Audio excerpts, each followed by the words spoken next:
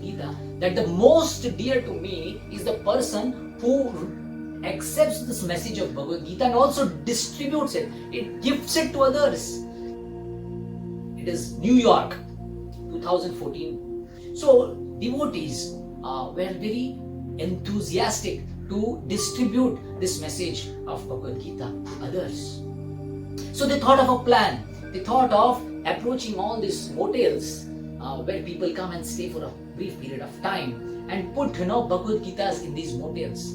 So they, one of the devotees, they called up one inn and she tried to speak to the manager there, and she explained how this message of Bhagavad Gita can be a very good addition to the hotel. Of course, the manager did listen to her, but he was not very enthusiastic about it. In fact, he was getting a little annoyed and he finally disconnected the call. The devotee tried again. They actually went to the hotel and told the receptionist, please keep this Bhagavad Gita in your hotel. And the receptionist was very positive. So she actually was ready to accept it. Manager was still kind of not so favorable. So finally they left one copy on the desk. After a few days, this manager calls up the devotees and asks them, can you please come down? I want to tell you of some incident that has happened. The devotees were also surprised. What happened? Or is it something good or is it something bad? So they went to the place, to the hotel, and they met this person, the hotel manager. The hotel manager took them into his cabin and said, one day after you left, a very strange person visited our hotel. He was completely in disarray. He was disturbed, annoyed, and he just walked into the hotel. He booked a room and in great anger, he just barged. And while leaving, he picked up that Bhagavad Gita, thinking it to be a magazine that had to be, as a formality to be carried with you. He picked up the Bhagavad Gita and he went into his room, shut the door with a loud noise, with a big bang, and put a do not disturb board outside. Everyone in the hotel was surprised and they were uncertain of what is going to happen now. This guest who has just come in, he doesn't look to be normal. They were all terrified. And the night came and all the staff in the hotel were expecting something bad to happen that night.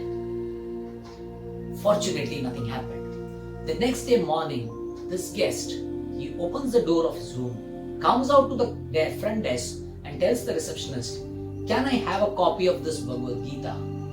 The receptionist is surprised. What is this? How is it? What happened? The manager then explained to the devotees. What happened was, this person had booked the room to commit suicide. He had brought all the things that were required to commit suicide that night.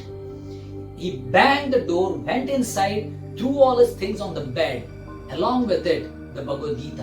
And he had actually prepared to commit suicide. And when his eyes fell on the Bhagavad Gita, a strange thing happened. He was very attracted to this picture of the Bhagavad Gita. And he thought, let me see what it is. He picked up the Bhagavad Gita and started reading it. Once he started reading it, he just couldn't put it down. And all through the night, this person just kept reading and reading the Bhagavad Gita. He didn't know when he fell asleep. But by then, he had given up all ideas and thoughts about committing suicide. He had got a new reason to live. The past was out of the frame. He knew that there was no need to lament. His life was full of stress, so stressful that he had decided to give up his life. The book Bhagavad Gita, the song, the divine song of God, Bhagavad Gita, saved his life. He immediately came out and asked the receptionist, can I have a copy of this Bhagavad Gita? The manager immediately gave his own copy and said, you please keep it.